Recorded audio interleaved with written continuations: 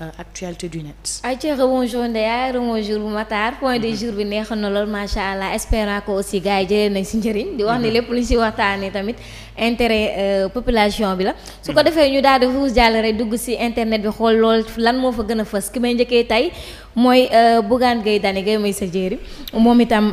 président du mouvement Gëm sa bopp daal na joxoñ ñi nga xamante ne moo di. Gouvernement bu Bassirou Diomaye Faye nee na moom dafa seen nii seen échec muy ñëw. moom Bougane Gueye Dany nee na seen échec gouvernement bi nii muy ñëw loolu suñu confrère bu Seneweb ñoom ñoo ñu ko daal di rapporté te nee nañu sax détenir nañ vidéo bi nga xam ni moom la Bougane Gueye Dany di waxee loolu ba ñu ko laajee lu tax moom Bougane expliqué na mu ne nag tous ces politiciens n'ont jamais rien réalisé dans le pays mu estimé nag ni ce ne sont pas ces gens-là qui vont changer le Sénégal nee na du ñii mu gis ñoom ñoo war a mën a changer Sénégal le président de Gëm sa bopp daal dafa mel ni day rappeler gars yi l'expérience et la réalisation concrète sont essentielles pour prétendre à la gouvernance en décrivant les leaders de PASTEF comme des politiciens sans réalisation notable di wax ni tamit dafay mettre en doute leur capacité à apporter les réformes nécessaires pour améliorer la situation du pays maanaam amaguñ xam-xam boo xamante ne mën nañu changer situation du pays moom njiital Gëm sa bopp bi maanaam sa la muy tënk nee na ku xam politique dëgg wala ku am yenn parcours yi ci politique moo mën a taxaw changer Sénégal waaye du ñuy mu gis Ndeya loolu la Bougane Gueye Dany wax waa Seneweb ñoom ñoo ko rapporté te nee nañ détenir nañ vidéo bi nga xamante ne moom Bougane Gueye Dany foofu la doon junjee ñi ci échec bi li ma bëgg xam mooy daa am école boo xam ne dañ lay jàngal pour nga nekk pour ñu jotee réew mais nekk politicien bu mag a mag dafa tax nga mën a yor réew mais ñun nekk ñu foon ay politiciens yu mag a mag a mag a mag bu ñu ñëwee taxul ñu bañ a ñëw teel suñu réew mi comme ni ñu ko bëggee woon mais donc pour man réew mi da ngay nekk ci réew mi xam difficulté réew mi tey bu ñu la tegee ci bopp réew mi nga mën a dimbale doomu aadama yi man loolu laa jàpp xam état ni muy doxee mais ñii ci administration lañ doon liggéey xam nañ administration ni muy doxee mais est-ce que tey jii nii dafa dañoo war a politique bu yàgg nekk fi ay nit ñoo xam dañ fi yàgg a yàgg nekk ay ministre topp ci ay ginnaaw kii doo ko tax mën a xam lan mooy ni ñuy yoree nguur Bougane daal damaa yaakaar ne li mu war a fay impôt tax fi mu ne ni ay jaajëm yëpp carrément xam nga li ñuy wax rek ni uude du wax ci bëy bu sukuraat lu baax ñu ko yéene rek mooy mu dee mu jël der bi donc Bougane Gueye yaakaar naa ci posture boobu la nekk moom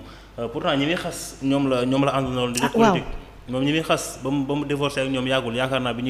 ñuy def coalition Yewwi Askan Wi moom boobu la retiré wu. am na ñu ne musul ànd ak ñoom nag ni du ànd. am na ñu ne musul ànd ak Bougane Gueye musul ànd ak Ousmane Sonko moom ku koy wax rek xëy na da nga xamul politique. mën nga bañ a wax ne musul rallié wu ci ginnaaw mais au moins danañ bokk ay activités yoo xam ne ñoom ñoo ko doon bokk am na ay activités politiques yoo xam ne ñoom ñoo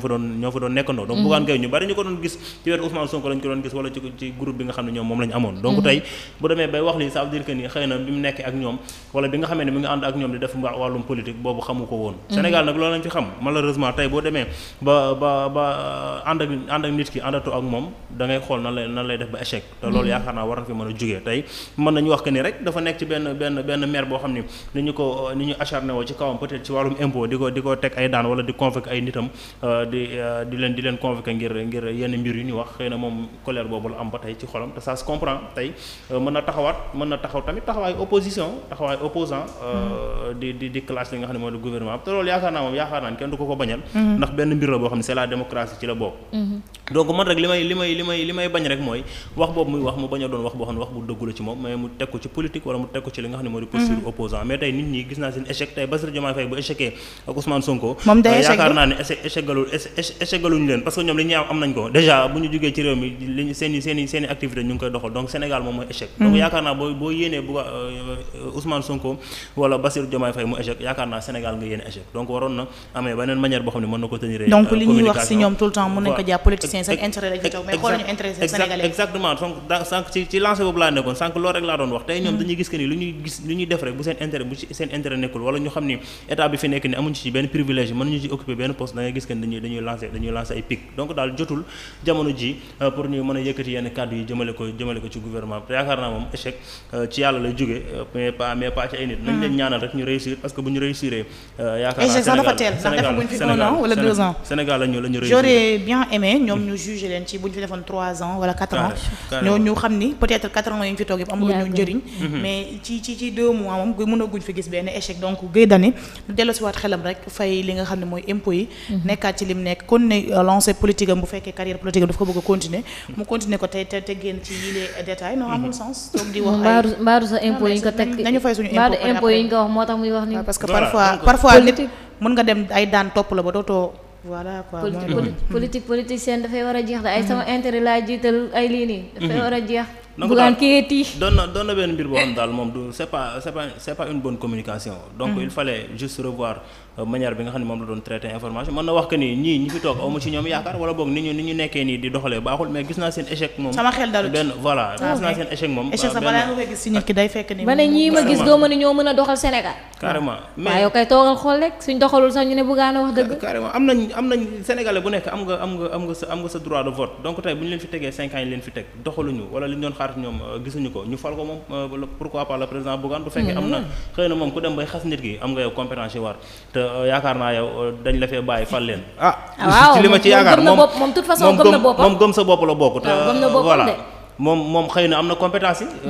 ku mënul jàll parrainage moom yaakaar naa ba amee compétence politique ma di nga ma xaw a jaaxal parce que sénégalais bàyyi wuñu la xel xëy na kon dañoo nëbb boppam xëy na dañoo nëbb boppam yàlla baax na ayca moo ne mën na koo nekk dina moom dafa gëm boppam yàlla waxul kenn dara ndaxte tey jii Bassirou Diomaye Diakhar Faye ñun mosuñu woon foog ne dina nekk président de la République du Sénégal donc kon Bougane mën na koo nekk Bougane à tout moment mën na nekk président mais nag donc na xam ni muy doxalee ndax nekk fi njiit ba pare tamit